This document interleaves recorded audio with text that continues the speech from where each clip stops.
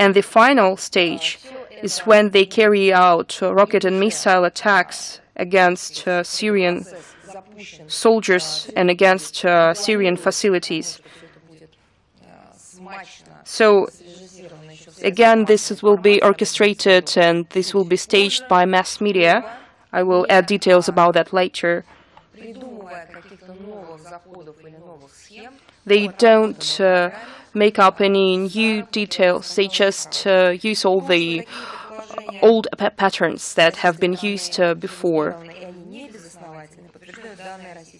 So the Russian servicemen confirmed that information, and the information was voiced at the briefing of the Russian Defense Ministry on the 27th of August. We're seriously concerned by the situation, and we share these concerns with the mass media and the civil activists, because this scenario might probably be used. This will be a serious blow against the situation in Syria and the global security, and the consequences are not predictable, because it might have serious consequences. Upon the Russian initiative, the situation was discussed at the meeting of the UN Security Council on the 28th of August, and participants of the discussion had different views on that. But at this critical juncture, we need consensus. Well, at least we need to show an attempt to hear each other. We would like to strengthen again that Russia will not tolerate any use of chemical agents, as well as any attempts to use this situation to serve the interests of those who like to issue preposterous accusations against the Syrian government and Syrian soldiers. Chemical arsenals were destroyed under the international control in 2014 and 2015 during their unique operation with the involvement of the United States. And I'm not saying that such a step would be an example of frenzy, where it's difficult to suspect the Syrian government. We need only to make one conclusion.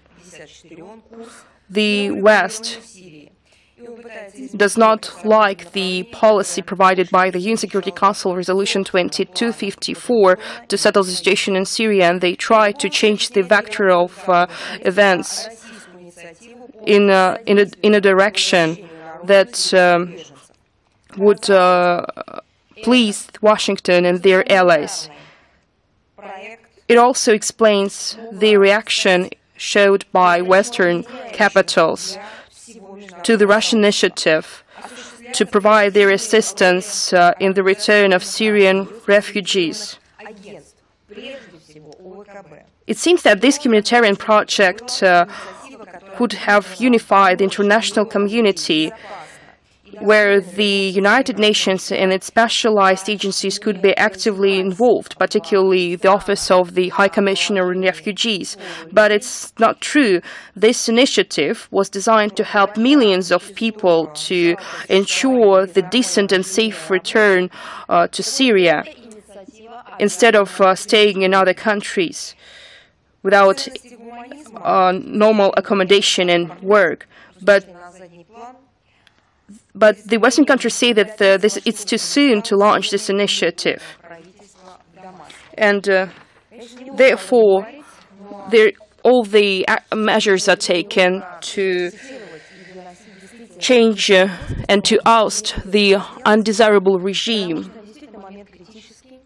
of Bashar al-Assad. We have received a social poll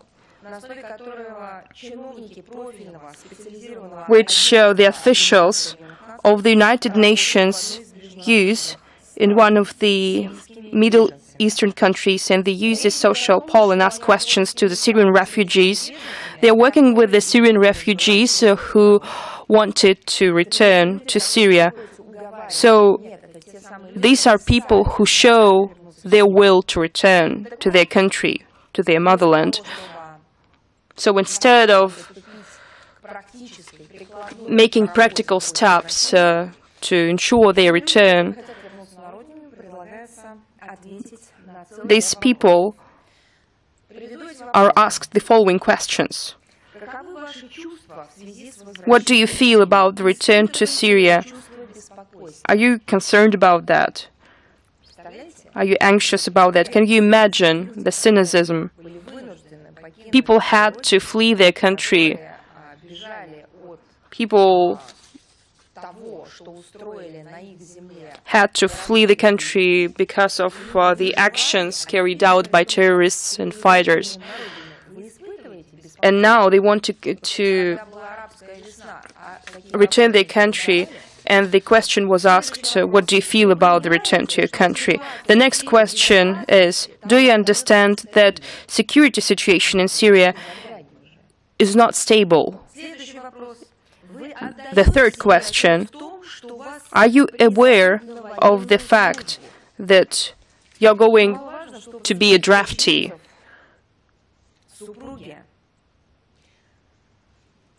Witnesses say that spouses are questioned separately, which increases the psychological pressure against them. I need to highlight this, they are not questioning fighters. It's not questioning, this is just questions asked by the UN officials. Russia acts in the interest of peace in Syria. We don't have any hidden agenda in this country. We will continue to follow our policy for the benefit of the Syrian people and to preserve Syria as a sovereign united state, regardless of the fact how many like-minded partners we're going to meet on our path. We would like to say that we need to act together in the region because it will influence the situation in the world in order to, so that we wouldn't hear any statements about the fact that they didn't know about the situation that happened in Syria. We wanted to see the decisive steps made by our partners in order to address the problems like terrorism and refugees. I cannot ignore the fact that on the 28th of August, the United States, particularly Pentagon, tried to refute the statement of the Russian Defense Ministry on the increased number of cruise missiles carriers in Middle East. It's true that the American destroyers armed with 28 Tomahawks previously entered the zone of the application of missiles in the Syrian territory. As for another American ship of the same class, Celephans, against the background of mass media statements on the fact that the United States continue their capacity-building efforts to hit their targets in Syria, this ship has left the part of the Persian Gulf from where it could hit targets in Syria. But the thing is that the United States can carry out capacity-building activities for their missile potential to hit targets in several days. At the moment, the missile group of the United States, France, and Great Britain includes aircrafts of strategic and tactical aviations which are deployed on the military bases in Jordan, Kuwait, and Crete. It includes 70 carriers, nearly 380 cruise missiles, air-based cruise missiles, and 2 American destroyers, Carney and Ross, which have 28 Tomahawks on its board.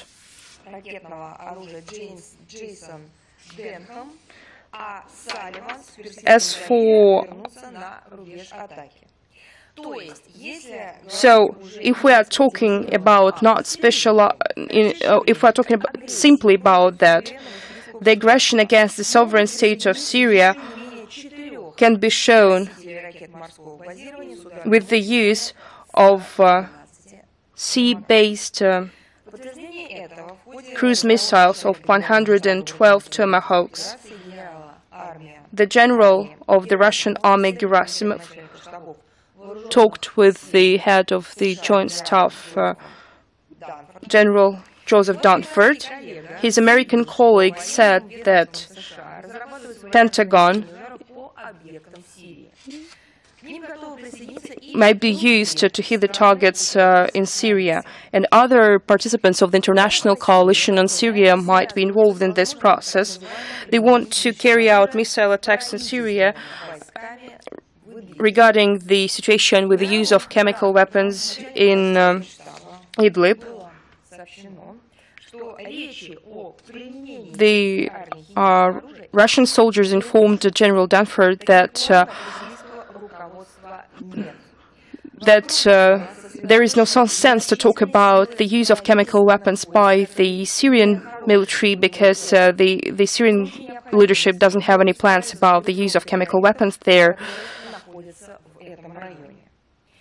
It's necessary to mention that according to our information on the 23rd and 24th of August, in the Idlib de-escalation zone, particularly in Jis esh-Shugur, 8 barrels with chlorine and ammunition for multiple rocket launchers were shipped. And these multiple rocket launchers will be equipped with chlorine, and white helmets also appeared there. They had all the necessary equipment to make footage of the use of chemical weapons. So again, we're talking about another provocation that is being prepared.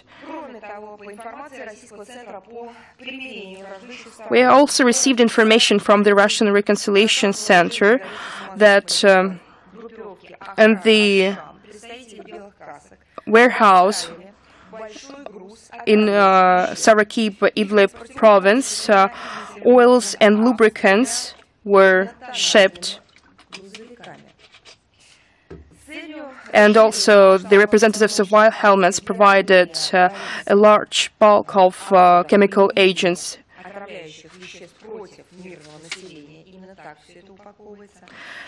In order to expand the scale of their staged actions to continue to issue their accusations against Bashar al-Assad and the use of chemical weapons against civilians,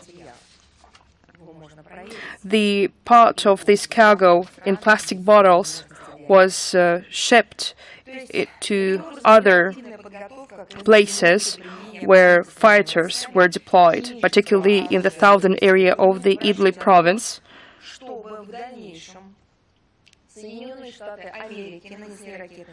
So we see that they are actively preparing for the staged use of chemical weapons in the Idlib de-escalation zone so that the United States could further carry out missile attacks against governmental facilities. That's what we've been talking about all this time. I would like to strengthen that by doing so, the United States are going to hamper all the measures to achieve the political solution to the crisis in Syria. At the same time, the situation with the refugee camp Rukban is still not addressed. The Rukban is located in the Etanf, controlled by the United States. This situation was discussed in the military consultations, and General Dunford offered the transfer of refugee camp, Rugban, under the aegis of the United Nations, and he offered the Russian General Gerasimov to coordinate this issue with the Syrian government. To his opinion, it would be practical to submit this idea together to the United Nations. He also made a request to provide the humanitarian assistance to Rugban camp as soon as possible. The Russian Defense Ministry supported this idea, so at the moment they implement this request and they make efforts on this track. I'd like to discuss some aspects of propaganda that are related to the events that I've mentioned. Another example of the cynical but not innovative approach of our colleagues to propaganda regarding Syria. About a month ago, in Twitter, there was a new propaganda project with the image of a child, and there are many projects. And why should it be so interesting? You will find out now. So it's about Syrian girl Hala, and the project says that she's 6 years old. Where does she live? Where could she live? She lives in Idlib. In her account, she publishes the materials about her meetings with friends, and it is the usual practice for children staying in the zones controlled by the terrorists, in the zones of military activities.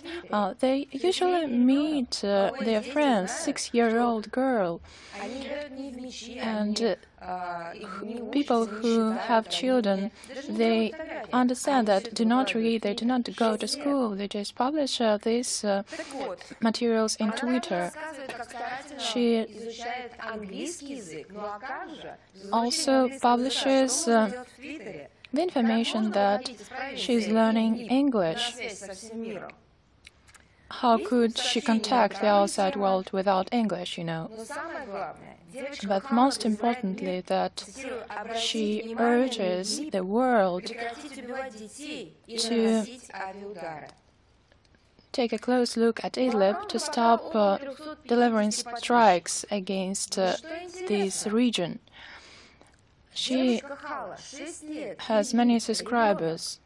It's very interesting that among the 350 subscribers of Hala are BBC, Huffington Post, BuzzFeed, and Radio Svoboda. So much attention is given to this child. And they tell us that we are spreading propaganda. So this is the way one should work. This is the thing that real propaganda is about.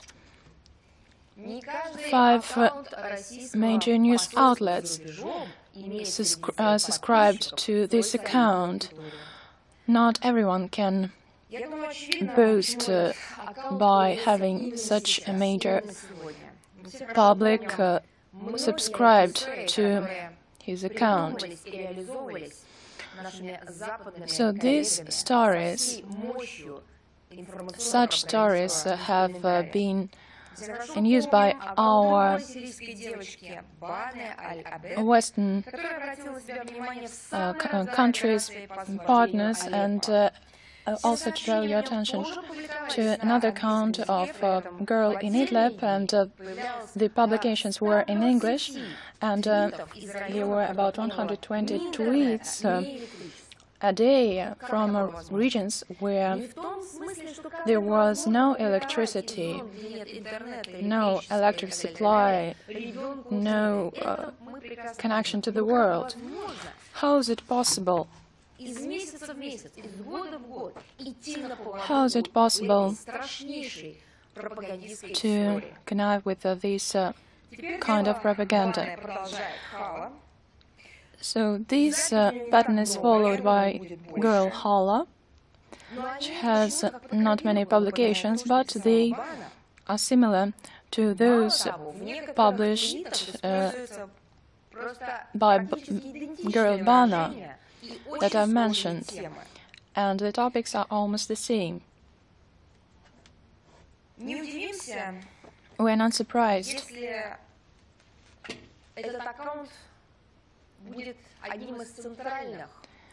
to see that this account will be central account if this staging of new attacks is realized and is implemented.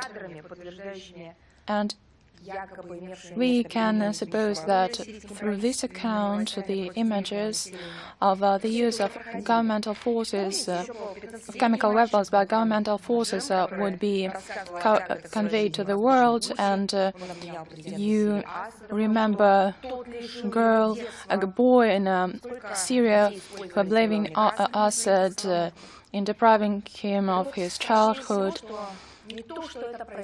It's very bad that it's happening regularly, and no one from the Western media has investigated these cases. Because of the sufferings of children, they cannot be accepted. But even more unacceptable is the exploitation of the children for obtaining some political objectives, and millions of children suffered because of the war, and we should help these children to forget about what they had to undergo. But we should not use provocations. But this happens, and children are used in such cases. Aren't you interested who are publishing these materials on these accounts? Aren't you interested that you are used, you are taken advantage of by such facts? And we would like sufferings of Syrian children to stop.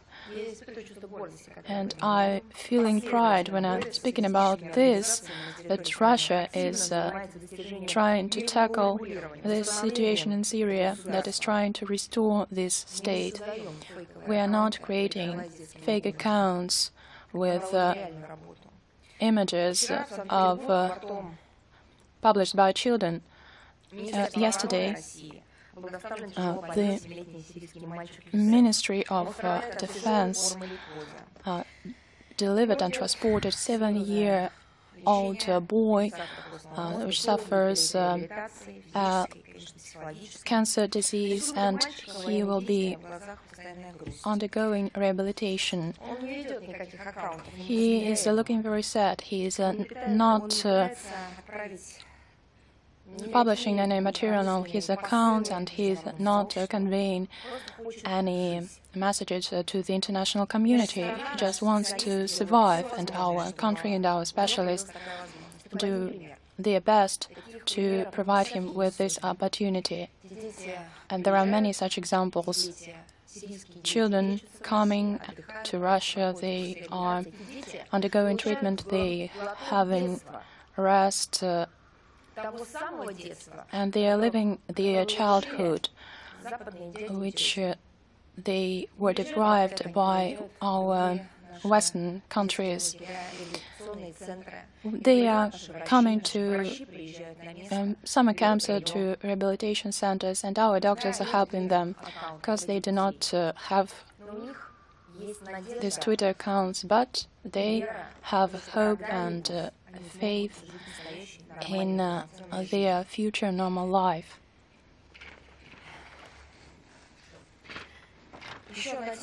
Another topic in the context of the Syrian settlement, we took note of the annual report of the Technical Secretariat of the OPCW in the context of the chemical weapons program, and it confirms the elimination of 27 former Syrian facilities on the production of chemical weapons, and also all the chemical substances announced and exported in 2014.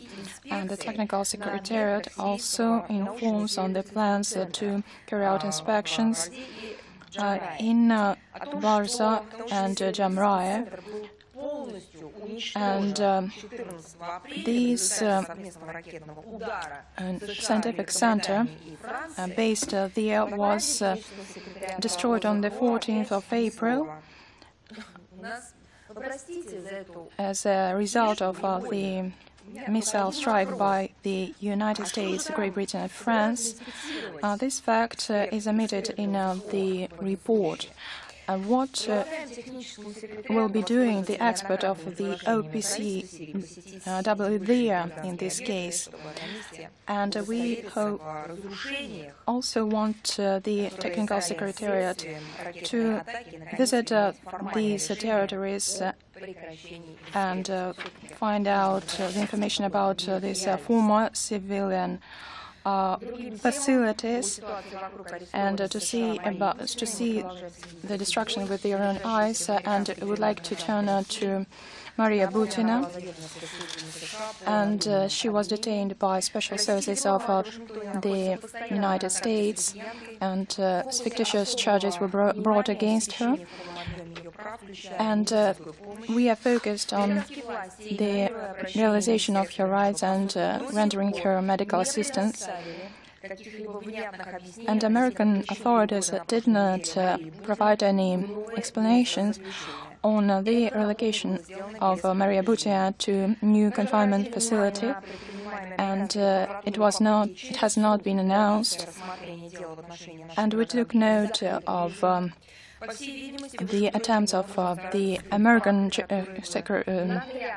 Attorney General's office to consider this case in closed format, and the ministry didn't provide even indirect evidence of the blame of the Russian citizen, and only publishes messages in the social media. And we demand that American authorities stop exerting psychological pressure on Maria, and that they should liberate her. Another topic, there was another escalation of tension in the border between Afghanistan and Tajikistan. And in the Farhor region, there was an assault of Afghan militants against the car Niva with 3 forest workers, and the servicemen of the border regiment of Tajikistan were alarmed to eliminate the bandits, the militants. And Tajikistan stresses that there were no military objectives set in Afghanistan to the air forces of Tajikistan. And we also monitoring the situation, and we are backed by the servicemen deployed in Tajikistan of the 200 of the Russian military base 201. And I would like also to touch upon the attack of the UN peacekeeper in the Central African Republic. And there was an assault on the 23rd of August when peacekeeper was killed. And we hope that all the perpetrators will be brought to justice. And we understand that such actions can be regarded as war crimes. And we hope to see ceasefire on the whole of the territory of CAA and the sort of political process between the government and the armed groups. And we approve the actions taken by the international community to normalize the situation in around the Lake Chad, and also we approve the outcomes of the Addis Ababa Donor Conference organized in February 2016 and the humanitarian conference in Oslo in 2017. The same objectives are set for the conference, high-level conference on the situation of the basin of Chad that will be held in Berlin on the 3rd and 4th of September. Russia will be also represented there by Mr. Nechayev, our ambassador, and we support the decisions taken at the summit for the heads of state and the government of the Commission of the basin of the Chad basin. And according to this decisions, the special force will be set to eliminate the terrorist group Boko Haram. And among its objectives is block the retreat, stop the flows of arms and financing, and the flows of food that is being provided to them. We are sure that this conference will give a new impetus to mobilization, political and financial mobilization. We now attending to the topic of Salisbury and Aylesbury, and we know the statements. We are well aware of the statements of the British police about the searches in the park of Queen Elizabeth and Salisbury, and still there is no information about where Sergei Skripal and his daughter are now. And we would like to remind that we are still ready to work collectively with the British authorities, and we hope to see answers to our request on legal assistance that we have sent many months ago. We also took note of the intention to reduce the spending for the help to the Palestinian National Authority by $200 million, and Washington explains this by the fact that this assistance is not in line with the national interests of the USA and does not provide value to the US taxpayers, and it should be redirected for other priorities. And it's obvious that this measure runs contrary to the humanitarian necessities and requirements of 2 million people in the refugee camps on the Palestinian territories. The problem is that this action would not help us to reach our objectives, And Washington could not but understand that this decision is fraught with deteriorating this complex humanitarian situation, and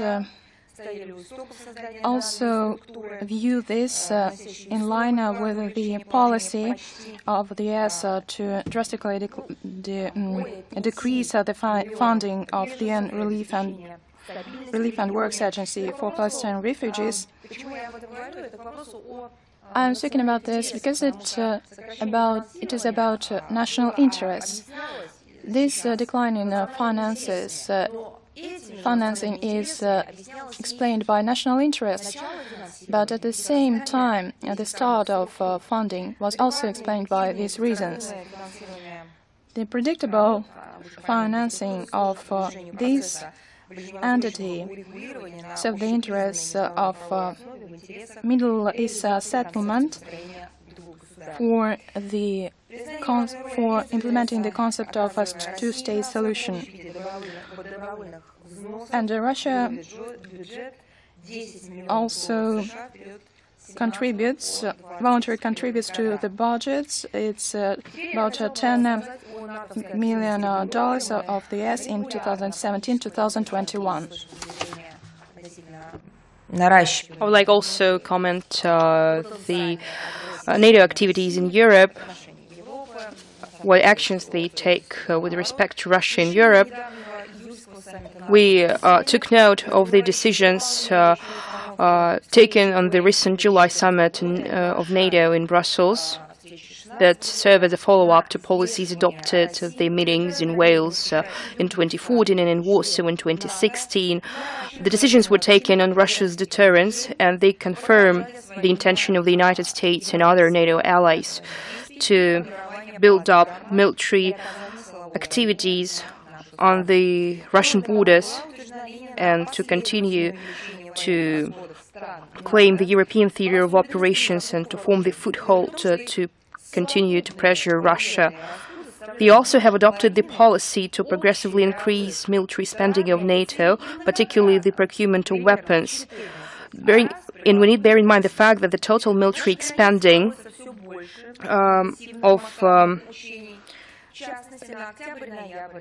constitutes more than a half of global military spending for these goals, and it exceeds manifold by 14 times. It exceeds by 14 times the Russian military spending. We see near our borders the organization of exercises that are more intensing and they are large scale, particularly as for October-November in Norwegia and in the Baltic Sea in the northern Atlantic region. They plan to hold major military exercises for the last 16 years. Trident Juncture 2018. They are going to use the technology and contingent of the alliance and other partners, and they will use it on land, in sea, and in air. This demonstrates the force potential in close vicinity of our borders and has an anti-Russian trend.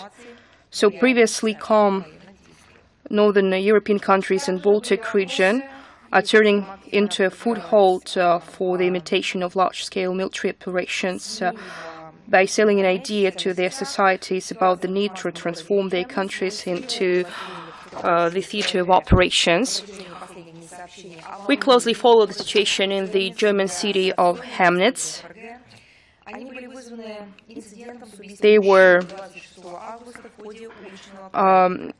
There was a situation caused by the murder of a man on the 26th of August during a street celebration. We confirmed the information that among injured there is a Russian national.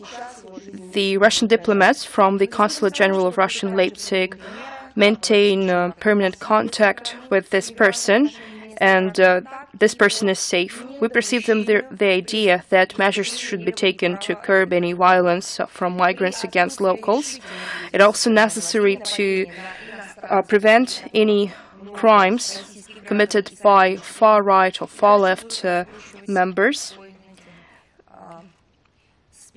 And if authorities don't take any strong action, then our citizens and our compatriots will be in risk, and they will continue to feed the aggressive intolerance based on prejudice about migrants. We were also asked to pay attention to the statement made by the German High Maas on the creation of the alternative to SWIFT payment system. This statement was made at the opening of the Conference of Ambassadors in the Foreign Ministry in Berlin. We believe that this idea reflects the growing concerns in Europe and in the world at large regarding the fact that the United States whip up their sanction policy and use the legislative measures of extraterritorial nature. In the case that this initiative will have concrete shape, then it will be of great interest for our financial bodies. I would like also to inform you about the fact that we have completed our website, the Russian America History, Culture, Diplomacy. This website is on the portal of the Russian Foreign Ministry, rusamerica.mid.ru, which provides all the documents from the ministry's archive and is dedicated to the Russian historical and cultural legacy in the United States. The materials say about the contribution of the Russian explorers in studying the North American continent, in the establishment of Russian settlements in Alaska, Aleut and Gavayan Islands, in California, about the fate of the fortress Fort Ross, and the tangible support provided by the Russian state to the young American diplomacy during the American War of Independence and the Civil War.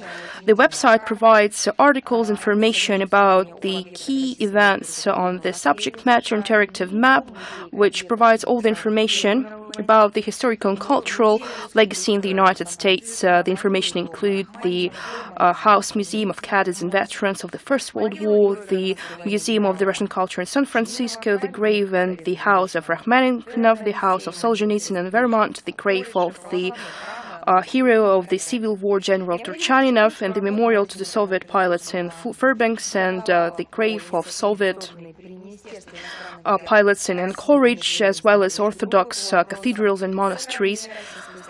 It's necessary to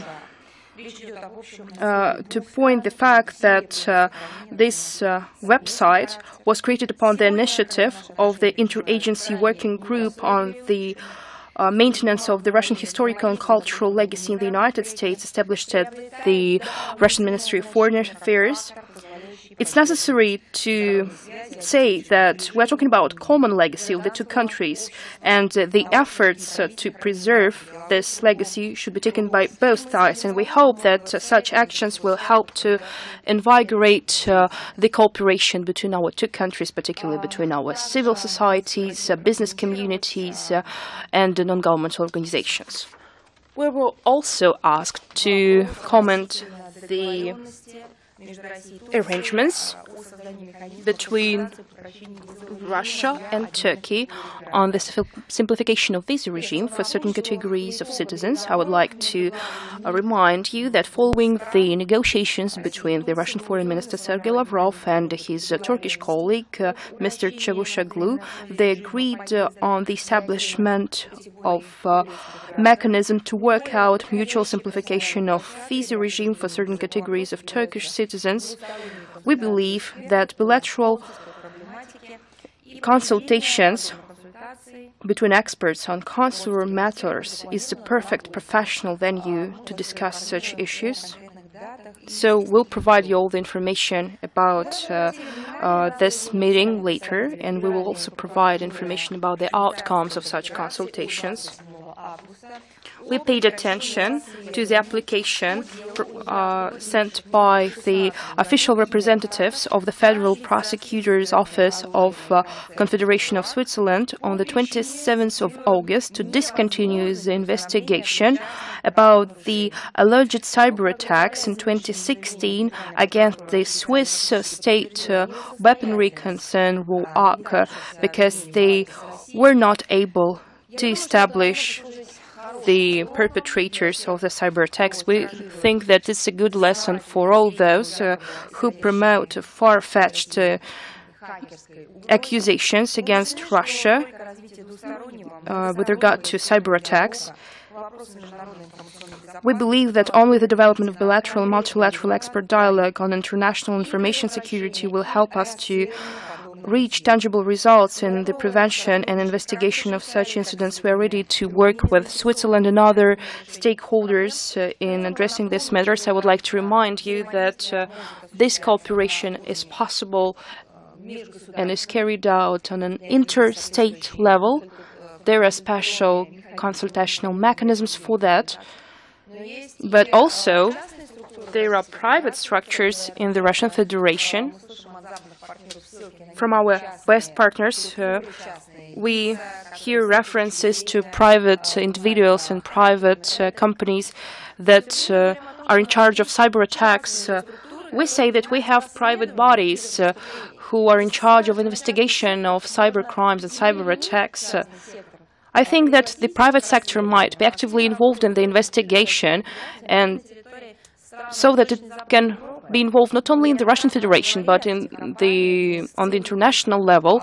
We've been talking about it for years to involve private companies. They are successful in this area, but in response, we hear claims from our partners. They make claims against our private sector. But I think that they are experts in this matter. You can refer to them when you carry out an investigation. And now I'm ready to answer your questions if you have any. Anna Asanova, Information Agency, Moscow, Baku. The president of Azerbaijan is going to visit the Russian Federation. I know that you cannot comment the presidential visit, but anyway, as the official representative, maybe you could share some information with us since you have visited Azerbaijan several times. Tell us what's the main positive achievement, what the main positive aspect in the relations between the Russian Federation and Azerbaijan. I think that the full-fledged cooperation between the two countries, and there is a small contradiction with your question. I cannot point out the most important thing. The cooperation is actively being developed in all the areas. So it's very important to mention that the cooperation is positive, but at the same time, I cannot single out one constituent, because there are positive and marvelous trends in the relations between the two states.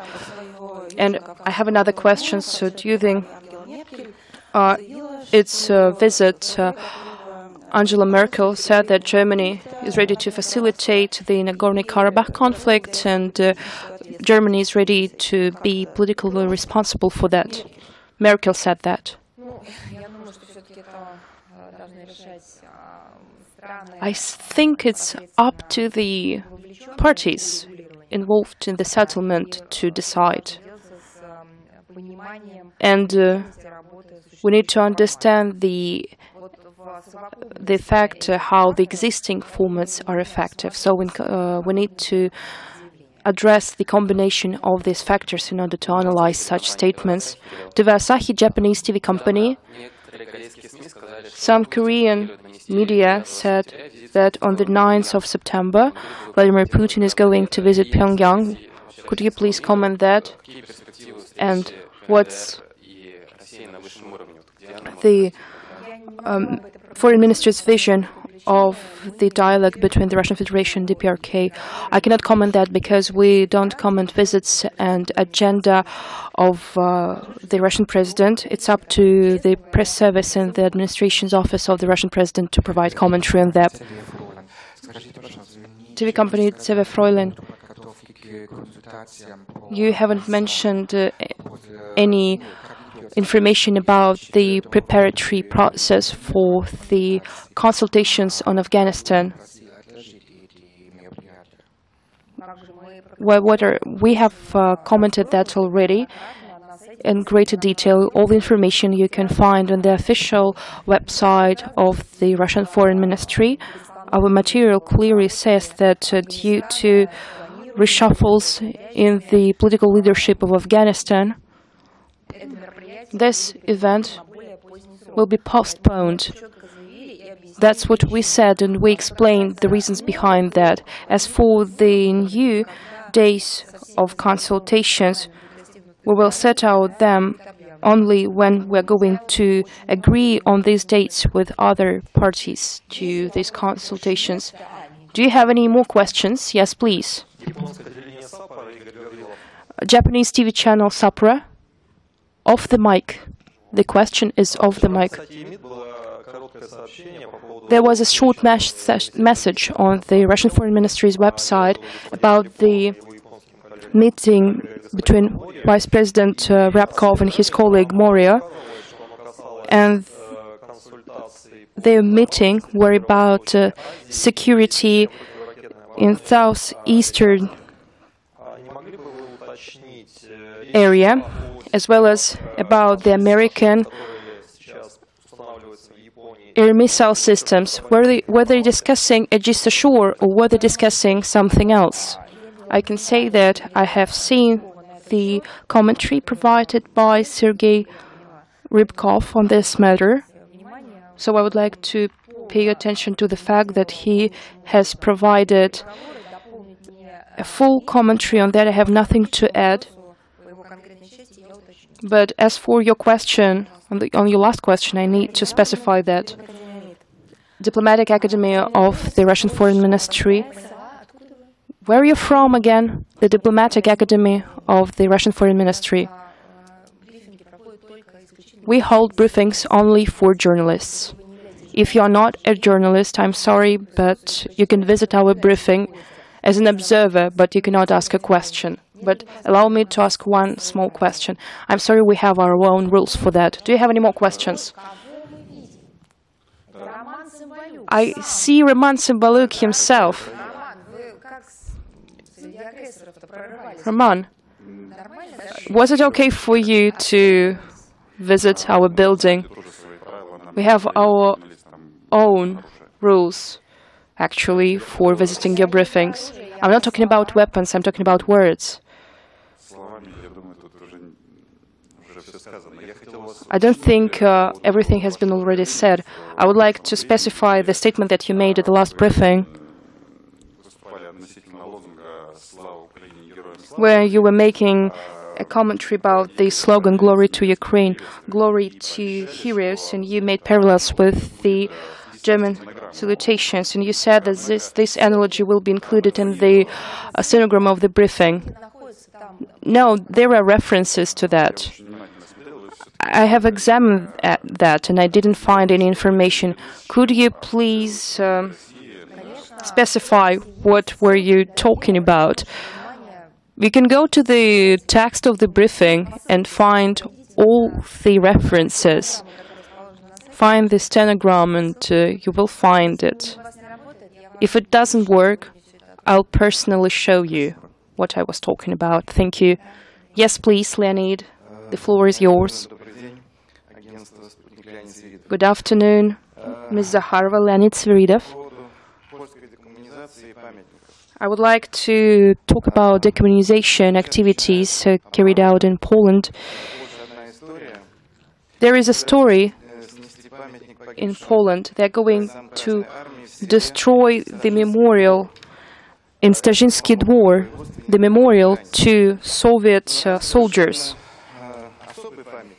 But the memorial is quite special. This is a memorial to Red Army soldiers who in 1945, these were war prisoners who were imprisoned in 1942, and they were killed by the German in 1945.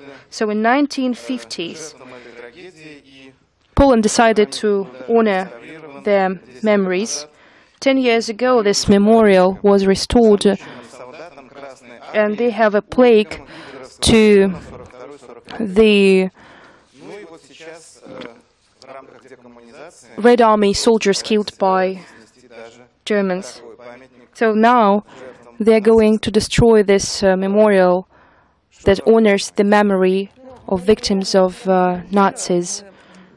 We have regularly commented this issue, and we have already said that it's inappropriate to destroy memorials honoring the memory of Red Army soldiers. This is a prime example of attempts to rewrite the history. No one believes us, and everyone says that we're making it up, but we're not making it up.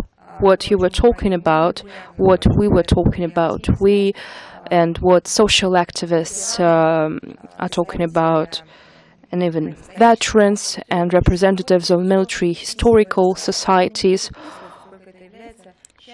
all this fits into the global strategy of rewriting history, of changing history. Truly, this is an attempt this is a direct approach to what was inappropriate, particularly when I'm talking about changing and the revision of the outcomes of Nuremberg trials. Before, it just was unacceptable and inappropriate to think about this. On each case, we will make political statements, we will carry out diplomatic activities together with civil organizations and volunteers. We have launched some of the projects to preserve the historical memory and historical legacy in this context. Yes, please. CNN, Maria Vladimirovna, can I ask you a question for more details? You said that there were 6 barrels with chlorum and munitions delivered to Idlib. Where is this information coming from? From us? Not from you, but from us. This is our information, and we have our sources of information. And I believe that many times the information that we provided, it was confirmed. Thank you. Yes? Vestnik Kavkaza news outlet. The Caucasus authorities were able to start a war against Iran. Is the war between Ariat and Iran possible?